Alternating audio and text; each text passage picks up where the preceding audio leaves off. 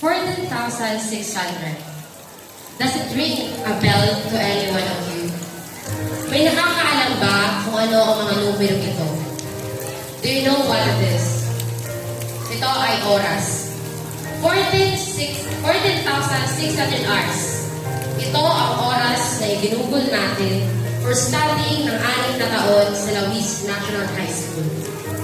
14,600. Nakakaghaba. Sa 14,600 hours, napapatanong ako, ano ang natutunan ko sa libo-libong oras na ito? Sa oras na ito, paano ako nahubog dito?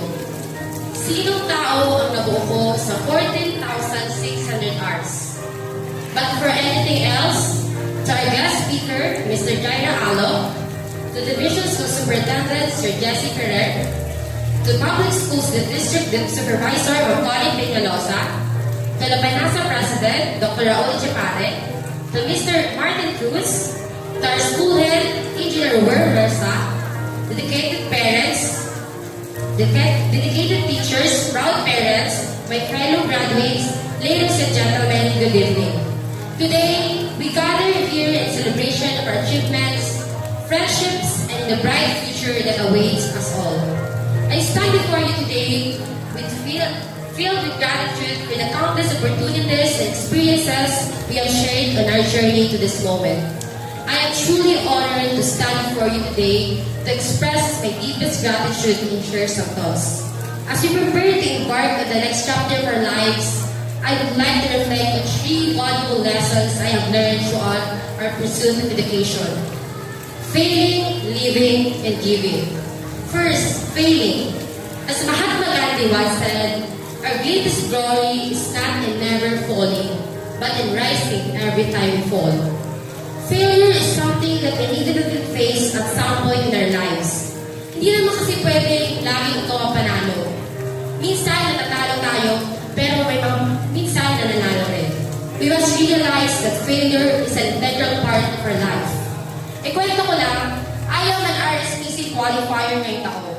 Pero bago ako nakabol sa RSPC, marami muna akong pinagdaanong pagkatalo.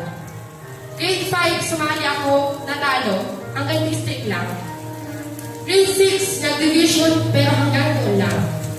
Grade 7, nag-TV broadcasting naman, nag-division. Grade 8, ganun din, district. Not until grade 9. Sumali ako ng district. Ang swerte pa, win by default.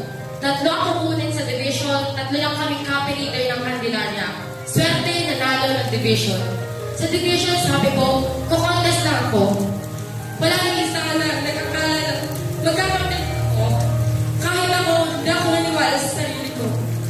Pero first place, sa wakas, after ilang tawag sa journalism, nakabag na rin sa RSPC. Umabante ulit ngayong taon, pero sadly, hindi mo tayo nag-RSPC. We must understand that we are all bound to fall at some point in our lives. Hindi dahil natalo ka ngayon, hindi dahil nag-fail ka ngayon, ibig sabihin talo ka ng habang buhay. It's up to you kung anong gusto mo. Ay kung ano ang gusto mong maging resulta ng pag-fail mo at pagkatalo mo. Kung hanggang dyan ka na lang ba, o may gagawin ka para ipakita na hindi ka lang hanggang dyan. We often hear the phrase, failure is not an option. Walang lugar ang pagkatalo at pagkakamali sa mga tao na nagkakabol ng pangarap. Lagi natin nababasa yan. Pero what if it was? What if kasama pala yun? Bago ka mapunta sa tagumpay, kailangan mo munang maranasan ang pagkatalo. What if in order to succeed and learn, we have to learn it the hard way? What if we change our mindset and view failures as a necessary part of our journey towards success? As we strive towards our personal and professional aspirations, it's important to remember that failing does not define you. It does not define us. It's merely a stepping stone towards growth and improvement. So let's embrace our failures, learn from them, and come back even stronger. Second, living. Let's acknowledge that true happiness lies in living life without constantly comparing ourselves with others. In the words of René Descartes, compare yourself with no one else. Let's use Paul God's curriculum. By focusing on your unique paths and finding our passions, we can live more authentic and fulfilling lives. After all, there's no one-size-fits-all guidebook for happiness. Dapat ang buhay mo tungkol sa'yo, hindi sa katabi mo o kahit na sino. Dapat ikaw ang main character ng buhay mo, ikaw ang bida. Let's start living our lives and stop comparing it to others. Comparison between people are a recipe for unhappiness. Hindi sila ang nagawa ng tadhana mo. Hindi ang achievements nila na kinaiingitan mo. Hindi ang magagala nilang damit at gamit na gusto mo rin meron ka kung hindi ikaw. Ikaw ang tutulong sa pag-abot sa mga pangarap mo. You will be the one writing your life story. You will be the one working and reaching your dreams. We are all different. We have all our talents. May kanya-kanya tayong kagalingan. May mga tao magaling sa math, sa pag-drawing, sa sports, sa pagsulat. We are all unique.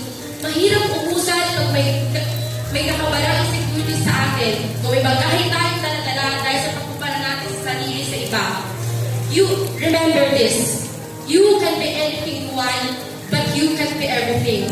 What really matters are what you think about what you do, what your standards are, what you can learn today.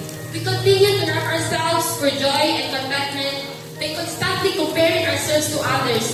We must learn instead to embrace our individuality, recognizing our unique strengths, accomplishments, and goals. Instead of comparing yourselves to others, why don't you compare yourself to who you were yesterday? Kung mas naging mabuti ka bang tao, o mas naging magaling ka kaysa kahapon, and strive to live your life on becoming the better version of yourself. There is one thing that you're better at than other people. It is being you. Maging ikaw ka. Now, it is time for us to stop belittling ourselves through comparisons and love who we are. Embrace your journey. Enjoy every step along the way. Cherish your victories no matter how small they may seem. Whatever path you are on, remember this, that it is uniquely yours. Lastly, I want to talk about giving back. It is essential to express gratitude for the support we have received from teachers, family members, and friends throughout this life-changing journey. To those who have guided us along the way, thank you. It is only fitting that we take this opportunity to express our gratitude towards the people who have played a significant role in our journey.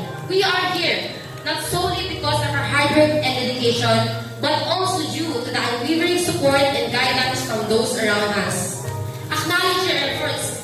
Isang simpleng thank you sa mga taong tumulong sa atin at nagbigay oras para sa atin ay isang bagay na para ipaalam sa kanila na sobrang appreciate natin sila and to give back sa kanila.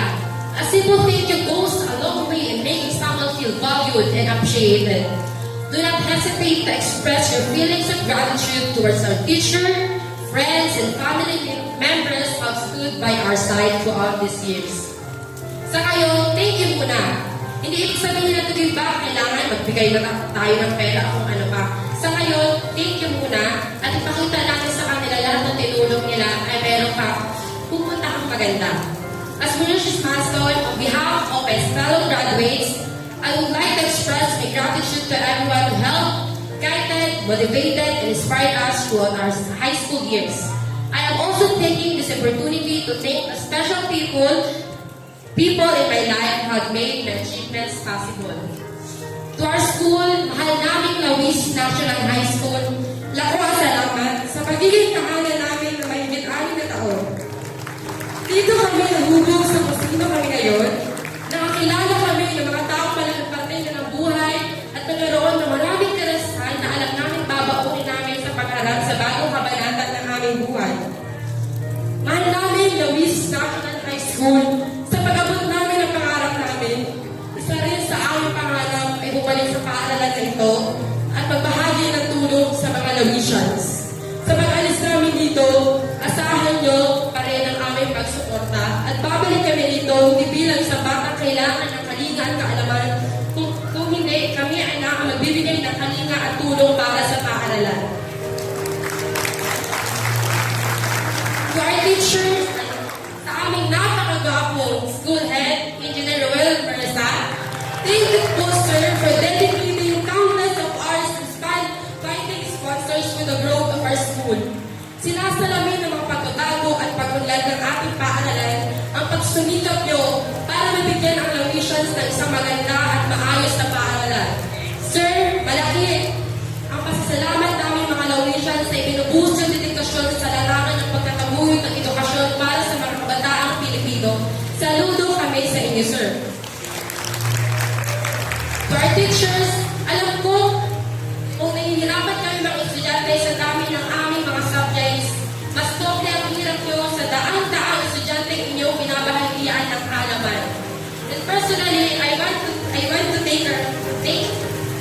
our advisor, Ma'am Jackie A. D. Guzman. Mula simula hanggang dulo, kahit gaano pa kami naging pasaway sa inyo, lagi niyo pa rin kami inuuna at hindi pinapabayaan. Sa dami na nangyari sa akin, sa buong taon, isa ang sigurado kami, nandyan si Ma'am Jam, laging nandyan si Ma'am Jam. Sobrang feel niya po, Ma'am Jam namin. To our friends and classmates who have been our side throughout this journey, we could have not done this without you. We have shared countless memories, loves, and tears that will stick us forever. To your lead, thank you for the memories and the lessons. To my friends, Jessa, Elisha, Angela, Maria, Dayan, thank you sa inyo. At huwag natin natin kakalimutan pasalamatan ng ating pamilya. Ang ating mga magulang, tito at tita, lolo at lola na nagpaabot ng tulong. Thank them, especially our parents, stood by us to trick and team, motivating us during difficult times and giving us easier. We express our deepest gratitude to our dear families for supporting us in fulfilling our dreams. Your selfless nature in providing us with all we need and sacrificing for us is immeasurable. We thank you for being understanding whenever we have to come home or stay up late. Your love and support mean everything to us. Some of us will be going to college and others will start working. We are all growing out. But now, I want you to realize this. That while we are busy growing up, while we are busy living our lives, while we are busy reaching our dreams, we forget that our parents are growing old. Nagkakaroon na sila ng mga puting buhok, sumasakit na ang mga balak nila, madali na rin silang mapagod, tumatanda rin sila.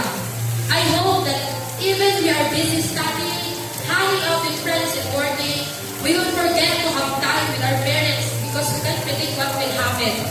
So love them and cherish them. Mahalin natin ang ating magulang, nag-iisa lang sila. Personally, I want to thank my mama Daisy. Ma, dalawa na kami ang napag-graduate ko ng senior high school. Unting tiis pa, unting kayod pa. Salamat ma sa pagkabay at pagsusunikap. Papa Boyet, salamat din po sa pagkayo bilang ama namin. And to my late father, Papa Ronald, graduate na ng high school ang bunso mo. At maraming salamat din po kay Kuya at sa adik ko. At sa mga tita at tito ko, thank you po for supporting me financially and emotionally. May Tita Pe, Tita Rick, Tito Boyet, Tita Christy, Tito Buddy, Tita Lani, Tito Mayo, Mami Amy, Tito Roy, Tita Chris, Tito Abel, Tita Fernan, Papa Lolo, at Papa Jessie. Maraming po ng salamat. Sa aking dalawang lola, Nanay Tere at Nanay Bani, maraming salamat po. And lastly, let's not forgive him. And let's not forget him, the Lord. Always thank him for everything. We have all had our unique journeys that have led us to this moment. But we must also remember that we did not get here alone. We have relied on the support of families, friends, professors, and mentors who have helped us along the way.